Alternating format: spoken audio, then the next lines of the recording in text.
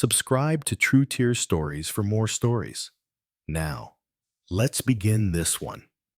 Cole didn't realize it was over until the champagne lost its fizz. Not the kind in the glass, the kind that lives behind your ribs when something good finally happens. He'd just received his year-end bonus, the one he'd worked 12-hour days and bled weekends for, tucked neatly into his direct deposit that morning like a quiet pat on the back. It wasn't life-changing, but it was validating. Enough to finally get ahead, to fix the radiator in his ancient car, maybe even plan a trip. That evening, he walked into the apartment with a bottle of sparkling wine in one hand and a grin that had been rare lately. He'd expected Nora to be surprised. She always said she hated bubbles, but smiled anyway when he brought them. She said she liked the gesture more than the drink.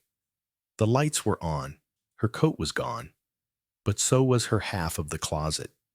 A single suitcase-shaped void cut into the row of hangers, and her shoes, the dozen pairs that normally tripped him at the doorway, were nowhere in sight. His fingers tightened around the bottle. He didn't call out. He just walked slowly to the kitchen, where a single post-it note was stuck to the fridge.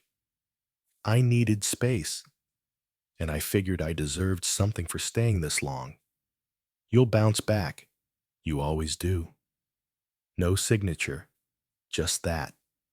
The words hit like static, impersonal, vague, loud in a way that didn't need volume. His phone was buzzing on the counter.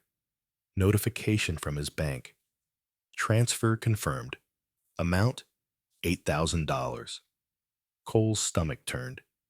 He sat down, still holding the bottle, and read the transaction details 3 times. The account it had gone to? Their shared vacation savings. The one they'd opened together when they moved into the apartment. The one only she had the password reset access to. He didn't throw the bottle. He didn't yell. He just set it down, unopened, and stared at the edge of the table where a tiny gouge in the wood had always bothered her. In the morning, he woke up to silence and a text from their landlord reminding him that their lease renewal was due in 2 weeks. The message was addressed to both of them, but she hadn't signed it yet. It was a small thread of control, barely a thread at all. Over the next few days, Cole moved mechanically through his routines. Work, eat, avoid the wine aisle at the store, sleep in a bed that felt both emptier and smaller at once. He didn't tell anyone, not yet, not even Darnell, his best friend and co-worker who could read his moods like a weather report. But the silence gnawed. By the end of the week, the apartment no longer smelled like her lavender spray.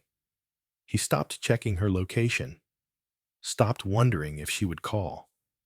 Instead, he logged into the leasing portal.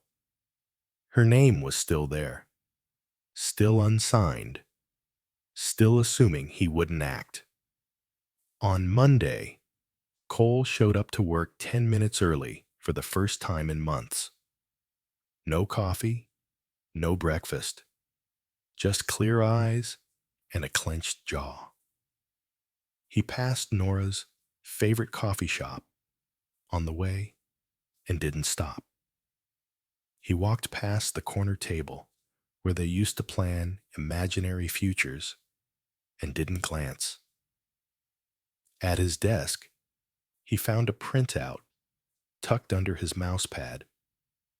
Company-wide restructuring, promotions incoming, reassignments pending. His department was getting folded into a new division, a tech-adjacent wing Nora used to call a joke because she thought it had no upward path. Except now it did, with bonuses, with leadership spots opening fast. Darnell slid into the seat next to him, holding 2 coffees. "You look like a man planning something," Cole accepted the cup, but didn't drink. Thinking about moving. Out of the apartment? He nodded once. Good, Darnell said. That place never felt like it fit you anyway. Cole opened the leasing email again that night, read it twice, then clicked on the section labeled Primary Resident Change. The form autofilled with her name. He deleted it, typed in his own, paused, then submitted. The next morning, the leasing manager called to confirm. Just you? The voice asked. Neutral. Just me, he replied. She won't be back. He didn't say it with anger, just certainty. And that was the moment it began to turn. Not loudly, not dramatically, but like the first hinge creaking on a door someone thought they'd locked behind them. The key stuck in the door a little less now. Cole had WD-40'd it the night after he changed the lease, like he was oiling the start of something better. The apartment smelled different too, not like lavender anymore, but something warmer. Cedar. Soap. Like him. On Sunday, Cole boxed up everything she hadn't taken. Mugs she'd bought, scarves tucked in drawers, a dusty yoga mat behind the couch. He left the boxes neatly stacked by the entryway. Not for her, just for clarity. He wasn't going to pretend she still lived here. At work, the department buzzed with rumors. Promotions were landing like lottery tickets. And for the first time in years, Cole wasn't looking from the outside in. Darnell had slipped him a heads up 2 days prior. The head of the new division had been asking about Cole's project history, quietly, strategically. You might want to update your resume, Darnell had said, half smiling. Cole had nodded, but didn't say much. He didn't want to jinx it. But the fire that had dulled during the months of arguing over dishes, mismatched schedules, and silent dinners had started to return. His focus sharpened. He stayed later, worked cleaner, presented like he meant it. The bonus money was gone. Stolen, really. But he didn't chase it. There was no point. Nora had made her choice. Taken the cash like it was her severance for staying in a relationship she no longer believed in. Cole wasn't interested in revenge. He was interested in replacement. Not of her, of the story. At the apartment, he pulled out the shoebox of saved pay stubs and tax forms and began sketching out a financial map. It was something Nora used to tease him for.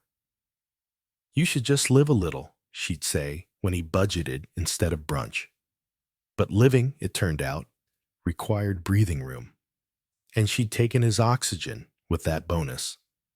2 weeks later, Cole stood in the office hallway outside a glassed-in conference room, watching as the VP of the new division pointed toward a list of open roles. His name was there, visible, highlighted. Darnell elbowed him. Told you? Cole didn't grin, just nodded once. When the offer came in, Director of Analytics, 20% salary bump, a signing bonus equal to what Nora had taken. He accepted without hesitation. No counter, no drama, just forward. The morning after he signed, Cole walked to the bank and opened a new account. Not joint, not shared, just his. He closed the vacation fund. The teller asked if he wanted to move the transaction history. No need, he said, voice flat. That afternoon, his landlord called again. Just confirming, we'll be sending the new lease agreement to your name only? Yes, Cole said, and I'll be covering the full rent. There was a pause on the line. Then, that's impressive, Mr. Davis. We usually don't see people recover so quickly. Cole leaned against the cool glass of his office window, looking down at the city below. "I didn't recover," he said. "I just adjusted." He didn't say it like a man who'd been wronged. He said it like a man who had plans, and they were just getting started. That night, he returned to the apartment, set the champagne bottle he never opened on the table, and texted Darnell. "You still know that interior designer you dated last year?" Darnell replied with a laughing emoji, then sent a contact. "She owes me a favor. Tell her you're my upgrade project." Cole looked around the room. It was still too much hers. He wanted it to reflect the man who had stayed, the one who'd built his worth without showmanship. Quiet, but undeniable. The designer came by Thursday, young, sharp, blunt in the best way. "You want to erase her vibe without looking like you're overcompensating," she said, examining the place like a doctor diagnosing a sick room. Masculine, but not cliché. Real. Cole liked her immediately. Exactly. She walked him through ideas. Mid-century wood pieces, softer light, textures that held silence like comfort. The kind of place that didn't need a second voice to feel whole. By Friday, the first pieces had arrived. And by Sunday, Cole stood in the middle of his new space, shoes off, coffee in hand, and didn't miss a single thing. Except maybe the version of himself who hadn't believed he could live like this. Monday mornings used to weigh heavy. Dry coffee, tight ties, a dull ache where motivation should have lived. But not today. Cole adjusted his collar in the mirrored elevator and didn't recognize the man who once waited for scraps of approval from a woman who had already packed her bags in her heart. Today, he walked into the building like it was his. Because it was, in a way. The office looked the same. Gray cubicles, the stale scent of industrial coffee, the faint buzz of printers and petty whispers. But now, heads turned when Cole passed. People smiled, nodded, not out of pity, but respect. He settled into his new corner office. Glass walls, leather chair, a view that meant something. On his desk, a welcome gift from the CEO. A sleek pen engraved. Below it, a note in neat cursive. "Looking forward to what you'll build." He tucked the pen into the top drawer like a secret promise. Calls began immediately. Introductions, onboarding, meetings. He spoke with calm confidence. No need to oversell. When the CFO mentioned Nora's name during a budget review, she'd apparently pitched a freelance contract from her new gig. Cole just nodded. "We've moved in a different direction," he said smoothly, "but I wish her well." He meant it, kind of. The city felt different too. On his way home, he walked instead of taking the train. The air was brisk, the pace fast, but he kept up, past the bakery Nora used to mock for being too hipster. He stopped and bought a loaf of their sea salt sourdough, because he could. Back at the apartment, the transformation was nearly complete. The sofa had been replaced with a structured slate gray one. The art on the walls didn't try to say something, it just was. Simple, strong, real. Cole pulled the last of Nora's boxes from the closet. He didn't open them. Didn't need to. He carried them down to the storage unit and paid for a 6-month hold, just in case she ever came for them. But he doubted she would. The text came late that night, a number he hadn't saved, but he recognized it immediately. Saw the promotion. "Congrats. You're really doing well." No punctuation, no emoji, no apology. Cole stared at it, then typed back, "Thanks. Hope you're good." He didn't ask questions, didn't open the door, because he knew what this was, the reach back, the testing of waters she'd once thought too shallow. But the tide had changed. The current was his now. Still, something settled in his chest. Not bitterness, but reflection.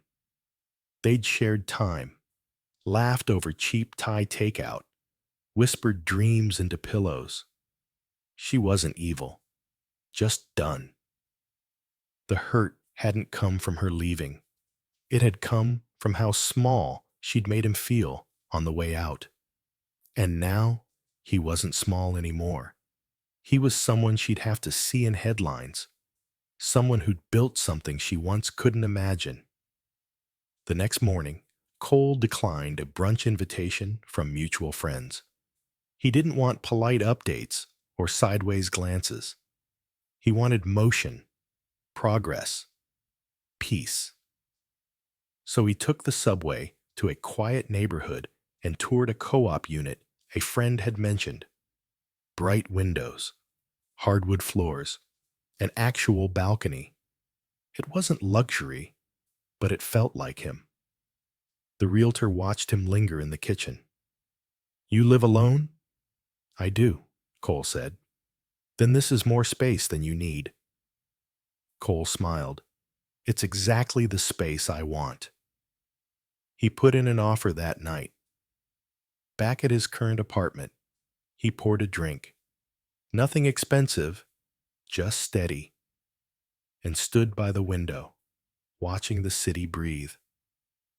Somewhere, she was out there. Maybe in another man's bed, another borrowed apartment, trying to start again. He didn't wish her failure, but he did hope she learned.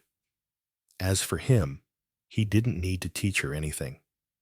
His life was the lesson now. The final Friday of the quarter brought rain, steady, unbothered. Cole liked it.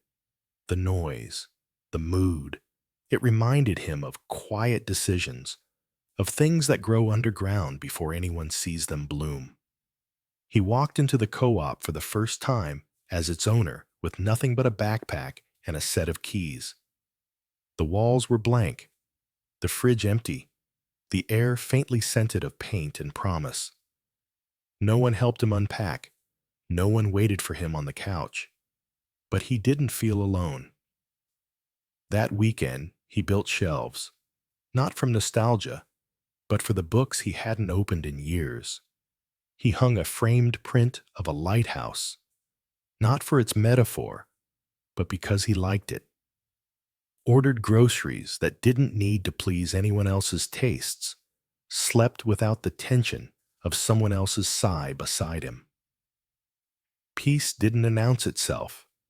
It crept in through cracked windows and hot showers, through coffee brewed exactly how he liked it, through the relief of not needing to check someone else's calendar before making plans.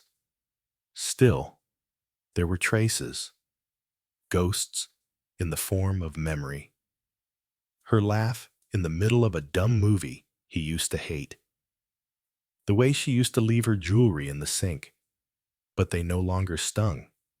They just existed, like former tenants of a room he'd since repainted. Cole kept working, quietly, steadily.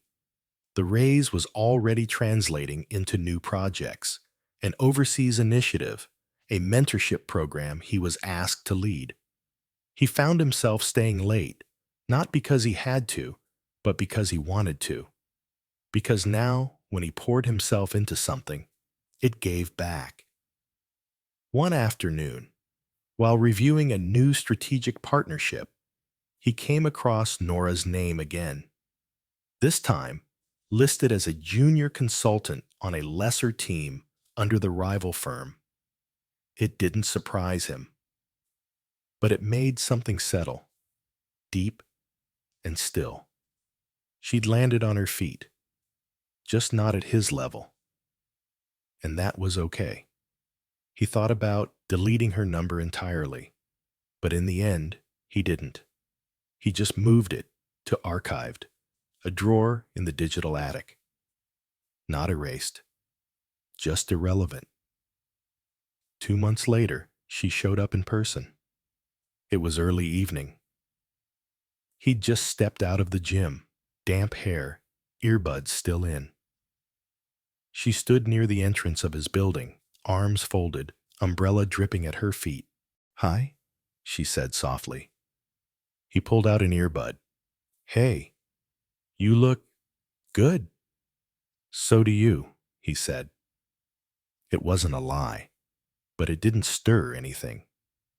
"I heard about the co-op," she added, "and the promotion. I didn't know if congratulations were appropriate." "They're appreciated," he replied calmly. They stood there, the quiet of their past sitting between them. She glanced up at the gray sky. "I wasn't trying to hurt you. Back then. I know. I just needed something else." "And you got it," he said. Not cold, just clear. She nodded, looked down at her hands. "Do you hate me?" He exhaled slowly. "No. I just don't think about you the same way anymore." Her eyes flickered, as if that truth was harder than anger. "I should go," she said. "Yeah." She lingered, then quietly, "You're really okay?" Cole met her gaze evenly.